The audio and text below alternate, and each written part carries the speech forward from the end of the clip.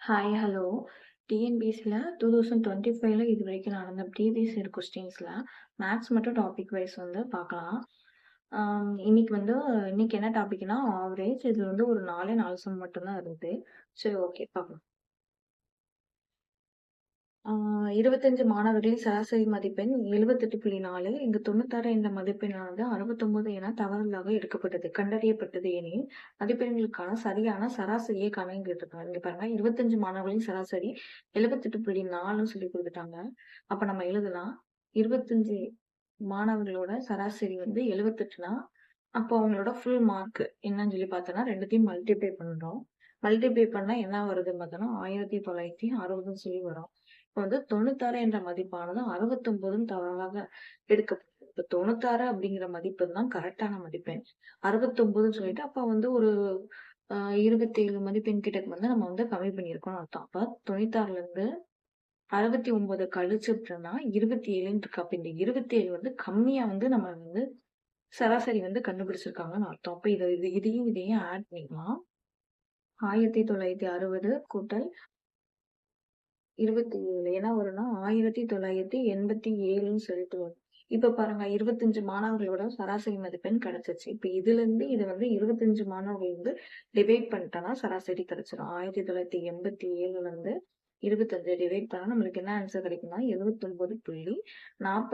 அப்ப ஆன்சர் நம்மளுக்கு வந்து பி தான் கரெக்டான ஆன்சர் சொல்லி கிடைக்கும். ஓ, இப்ப நம்ம வந்து நெக்ஸ்ட் சம் போலாம்.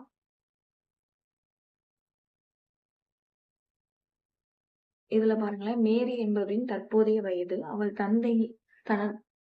தனது தம்பியின் வயதை விட 4 மடங்கு பெரியவள் எனில், அவள் தனது தம்பியின் வயதை விட 2 மடங்கு பெரியவளாக இருக்கும் பொழுது மேரியின் வயது என்னன்னு சொல்லி கேட்டிருக்காங்க. அவங்களே வந்து நம்மளுக்கு வந்து சொல்லிட்டாங்க. மேரியோட வயசு என்ன அப்படின்னு பார்த்தோம்னா 16 கொடுத்துட்டாங்க. அவங்களோட தம்பியோட வயசை விட இவங்க என்னன்னா 4 மடங்கு பெரியவள். அப்ப 4ஆல நம்ம வந்து டிவைட் பண்ணிட்டா தம்பியோட வயது கிடைச்சிடும். 16 டிவைடட் 4. தம்பியோட வயது என்னவா இருக்கும்? அப்ப அடி கொடுத்தா 4ன்னு கிடைக்கும். மேரி வயசு 16, தம்பியோட வயசு 4ன்னு கண்டுபிடிச்சிட்டாச்சு. இப்ப என்ன கேட்டிருக்காங்கன்னா, அவள் தனது தம்பியின் வயதை விட 2 மடங்கு பெரியவளாக இருக்கும்போது மேரியின் வயது என்னன்னு சொல்லி கேட்டிருக்காங்க. தம்பியோட 2 மடங்கு பெரியவங்களா இருக்கும்போது. இப்போ ஒரு ஈக்குவேஷன் மாதிரி எழுதலாம். 16, மேரியோட வயசு 16 பிளஸ் சம் ஏதோ ஒரு ஏஜ் போட்டாச்சு. அதை எக்ஸ்ன்னு வச்சுக்கிட்டாச்சு. இப்போ வந்து ஒரு க்ளூ கொடுத்துருக்காங்க. தம்பியோட வயசோட 2 வயது பெரியவள்னு சொல்லி கொடுத்துருக்காங்க. அப்ப நம்ம வந்து 2 போட்டு 4 பிளஸ் எக்ஸ்ன்னு சொல்லி போடலாம். தம்பியோட வயசு. இது வந்து மேரியோட வயசு. இது தம்பியோட வயசு. மேரி வந்து தம்பியோட 2 மடங்கு பெரியவள். அப்ப இதுவும் ஈக்குவல் அப்படின்னு தான் அர்த்தம்.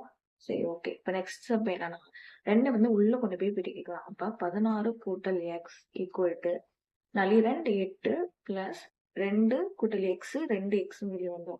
இப்ப எக்ஸ் ஒரு பக்கமும் 16 ஒரு பக்கமும் இந்த பக்கமும் கொண்டு வந்துடலாம். இப்ப எக்ஸ் இங்க இருந்து இங்கிட்டு வரும்போது என்னவா மாறும்? 2 எக்ஸ்ல இருந்து ஒரு எக்ஸ் போச்சுன்னா எக்ஸ். 16ல இருந்து 8 போச்சுன்னா என்ன வரும்? 8ன்னு வரும். அப்போ எக்ஸ் ஈக்குவல் டு 8 நம்மளுக்கு வந்து கிடைச்சிச்சு. இப்ப இந்த எக்ஸ் இருக்கிற இடத்துல நம்ம வந்து மேரி இந்த இடத்துல வந்து சப்ஸ்டிட்யூட் பண்ணோம்னா நம்மளுக்கு வந்து மேரியோட வயசு என்னன்னு கிடைச்சிரும். அதாவது மேரி வந்து தம்பியோட 2 மடங்கு பெரியவளா இருக்காங்க. அந்த வயசு. இப்ப 16 பிளஸ் 8 ஈக்குவல் டு என்ன வரும்னா 24ன்னு வரும். இப்ப மேரிக்கு 24 வயசு இருக்கும்போது தம்பிக்கு எத்தனை வயசு இருக்கும் அப்படின்னு பார்த்தோம்னா 4 கூட்டல் 8 என்ன வரும்? 12ன்னு வரும். இங்க பாருங்க. 2ன் மடங்கு வந்துருச்சு பாருங்க. 12ஓட 2 மடங்கு 24. இது வந்து இன்னொரு சைடாவும் எழுதலாம்.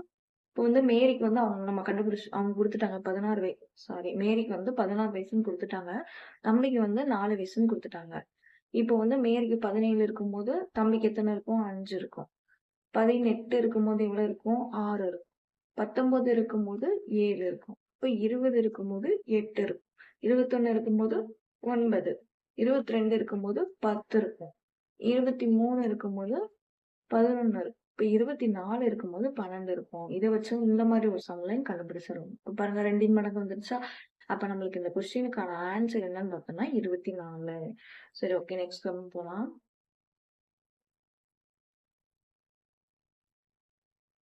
ஓகே. இப்ப பாருங்க, ஏபிசி என்ற 3 வெவ்வேறு வகையான இதழ்கள் வாங்கும் 350 சந்தாதாரர்கள் நடத்தப்பட்ட ஆய்வு. அப்ப ஏபிசி அப்படின்ற இதழ வாங்குறவங்க மொத்தம் எத்தனை பேருன்னா, மொத்தம் எத்தனை பேரு 350ன்னு சொல்லி நம்ம கண்டுபிடிச்சிட்டோம். இதுல என்ன சொல்றாங்கன்னா, 200 நபர்கள் என்ற இதழை வாங்குவது இல்லை அப்படின்னு போட்டிருக்காங்க. அப்போ 300 நபர்ல இருந்து இது வந்து ஏக்கு, ஏல இருந்து மொத்தம் 350 நபர்கள். அதுல வந்து 200 நபர்கள் வந்து ஏங்கிற இதழ வாங்கலன்னா மைனஸ் பண்ணா 150. இப்ப 150 பேர் வந்து ஏங்கிற இதுல வந்து வாங்குறாங்கன்னு அர்த்தம். அப்புறம் பி பாருங்க. எனவும் 250 நபர்கள் பி என்ற இதழை வாங்குவதில்லை. அப்ப 350ல இருந்து 250 மைனஸ் பண்ணிட்டா எவ்வளவு கிடைக்கும்? 100ன்னு கிடைக்கும். இது வந்து பிங்கிற இதழ மட்டும் வாங்குறவங்க. அடுத்து வந்து சி என்ற இதழை வாங்குவதில்லை. 150 நபர்கள் வந்து சிங்கிற இதழை வந்து வாங்குவதில்லை. அப்ப வந்து சில வந்து 350ல இருந்து எத்தனை பேர்? 150 பேர். 150 போச்சுன்னா மிச்சம் எவ்வளவு வரும்? 200ன்னு சொல்லி வரும். இப்ப இது எல்லாத்தையும் ஆட் பண்ணுங்க. எவ்வளவு வரும்? 450ன்னு சொல்லி வருமா? இப்ப வந்து ஏங்கிற இதுல மட்டும் 150 பேர், பிங்கிற இதுல மட்டும் 100 பேர், சிங்கிற இதுல மட்டும் 200 பேர் வாங்குறாங்கன்னு சொல்லி போயிருக்கு. ஆனா நம்மளுக்கு மொத்த சந்தாதாரர்கள் எவ்வளவுன்னு கேட்டோம்னா 350. நம்மளுக்கு வந்திருக்கிறது 450. இப்ப நீங்க வந்து ஒரு டவுட் வரும். எப்படி கூட வருது அப்படின்னு சொல்லிட்டு இப்ப ஒரு டயக்ராம் போடுறேன் பாருங்க. இப்போ இத வந்து ஏன்னு வச்சுக்கலாம். இது வந்து நம்ம வந்து பின்னு வச்சுக்கலாம். இது சி வச்சுக்கலாம். இப்ப வந்து ஏங்கிற இதுல மட்டும் வாங்குறவங்க 150ன்னு சொல்லி நம்ம கண்டுபிடிச்சோம். அதாவது ஏங்கிறது நபர வந்து ஏவும் வாங்கலாம், பி வாங்கலாம். அதாவது இந்த இடத்துல இருக்கிறவங்களும் சேர்ந்து வாங்கலாம் அப்படிங்கிற மாதிரி கணக்கு. ஏங்கிற இதுல வாங்குறவங்க 150 பேரு. அப்போ வந்து ஏங்கிற இதுல வந்து பியும் வாங்கலாம், சியும் சொல்லி வாங்கலாம். அப்போ இது 2 காம்பினேஷன். இது இது எல்லாம் ஆக்சுவலா இது எல்லாம் சேர்ந்துதான் 180 அந்த மாதிரி கணக்கு வரும். ஓகேவா? இப்ப பாருங்க. அதுக்கடுத்து பாருங்க. எனவும் 75 நபர்கள், அதாவது 75 நபர்கள் குறைந்தது 2 இதழ்களாவது வாங்குனாங்க. அப்போ இப்ப இங்க ஒரு பேர் வச்சுக்கலாம். இது வந்து டின்னு வச்சுக்கலாம்.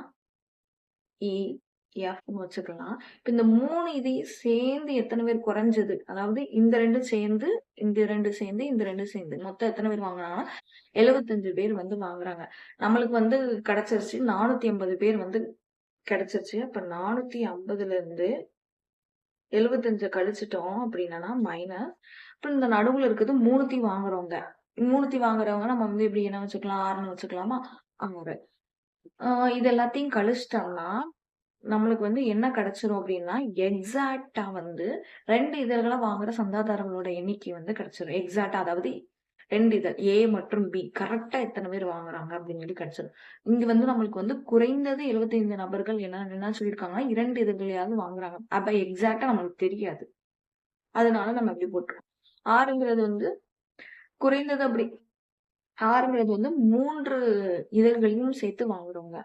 இது வந்து இத கழிச்சு விட்டா என்ன வருதுன்னு பார்க்கலாம். 450ல இருந்து 75 போச்சுன்னா மிச்சம் எவ்வளவு வரும்? 375 மைனஸ் 6 இங்கிட்ட எவ்வளவு வரும்? 350 அப்படி இருக்கும். இப்ப இங்க 6 இங்கிட்டு வச்சுட்டு இங்கிட்டு கொண்டு போனா 6ல இருந்து 375ல இருந்து 350 கழிச்சா மிச்சம் 25. 6ங்கிறது வந்து 3 இதழ்களையும் வாங்குறவங்க. 3 இதழ்களையும் வாங்குறவங்க தான் 6ங்கிறது. இப்போ வந்து நம்மளுக்கு வந்து 6 கிடைச்சிருச்சு.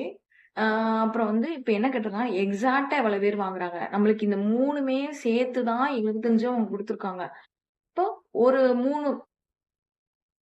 3 இதழையும் வாங்குறவங்க யாரு? 25ன்னு கிடைச்சு. இப்போ 75ல இருந்து 25 நம்ம மைனஸ் பண்ணிட்டோம்னா 50ன்னு சொல்லி கிடைக்கும்.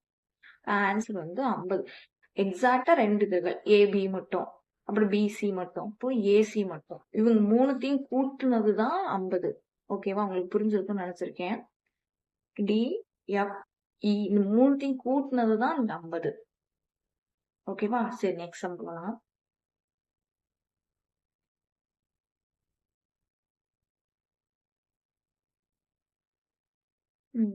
ஒரு வகுப்பறையில் 60 மாணவர்கள் உள்ளன.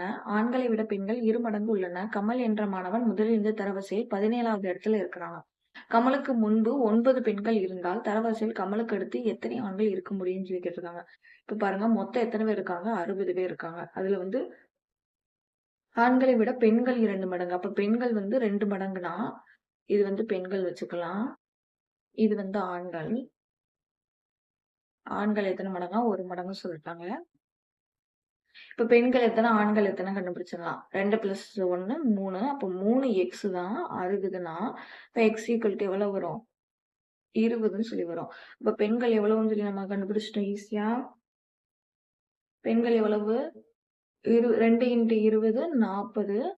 அப்ப ஆண்கள் வந்து 20ன்னு சொல்லி கண்டுபிடிச்சிட்டோம். பாருங்க. பெண்கள் 40, ஆண்கள் வந்து 20ன்னு சொல்லி கண்டுபிடிச்சாச்சு. இப்ப என்ன கொஸ்டின் கேட்டிருக்காங்கன்னா, கமல் என்ற மாணவன் முதலில் இருந்து தரவரிசையில் 14வது இடத்தில் இருக்கிறான் அப்படின்னு சொல்லிருக்காங்க. இப்ப ஸ்டார்டிங்ல இருந்து அதாவது இன் 60 பேர் இருக்கிறதுல இந்த 17வது இடத்துல வந்து யார் இருக்காங்கன்னா, கமல் இருக்கானாம். கமல் இருக்கான். எத்தனாவது இடம்? 17வது இடத்துல வந்து கமல் இருக்கான்னு சொல்லி குடுத்துட்டாங்க. அதுல கமலுக்கு முன்னாடி வந்து ஒரு 9 பெண்கள் இருக்காங்களாம். கமலுக்கு முன்னாடி 9 பெண்கள் இருந்தால், தரவரிசையில் கமலுக்கு அடுத்து எத்தனை ஆண்கள் இருக்க முடியும்? மொத்த ஆண்கள் பார்த்தோன்னா எத்தனை பேரு? 20 பேரு. இப்ப இத வந்து ஃபர்ஸ்ட் கண்டுபிடிக்கலாம்.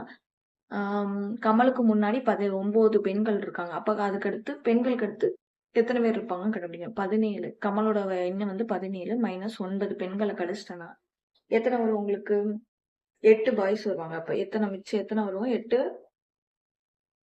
8 ஆண்கள் வருவாங்க.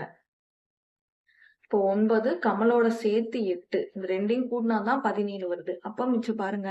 இதுக்கு கீழ எத்தனை பாய்ஸ் இருக்காங்க? அதுதான் சொல்லி வந்து நம்மள கேட்டிருக்காங்க. மொத்த பாய்ஸ் 20 பேரு. அதுல வந்து மேல கமலையும் சேர்த்து 8 பேர் 8 பேர் வந்து மேல இருக்காங்க. அப்ப மிச்சம் எத்தனை பேர் இருப்பாங்க? 20ல இருந்து 8 கழிச்சிட்டோம்னா மிச்சம் எத்தனை இருப்பாங்க? 12 பாய்ஸ் வந்து கீழ இருப்பாங்க. இந்த இடத்துல வந்து மிச்சம் வந்து 12 பாய்ஸ் வந்து இருப்பாங்க. அப்ப ஆன்சர் வந்து என்னன்னு சொல்லி பார்த்தீங்கன்னா 12. ஓகே. அவ்வளவுதான் நினைக்கிறேன். எக்ஸாம் முடிஞ்சிருச்சு. ஓகே, அவ்வளவுதான். Okay, thank you. Thank you for வாட்சிங்.